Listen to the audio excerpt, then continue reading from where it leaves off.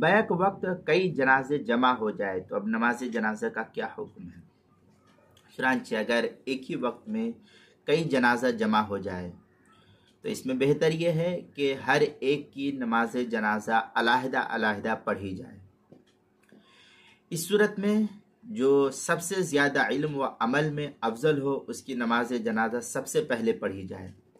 और अगर सब पर एक ही साथ नमाज जनाजा पढ़ी गई है तब भी जायज़ और दुरुस्त है, इसमें कोई हरज नहीं है, सब के लिए एक ही नमाज काफ़ी हो जाएगी। चुनांचे दुर मुख्तार में है व इदा इज्तमाअतिल जनाइज़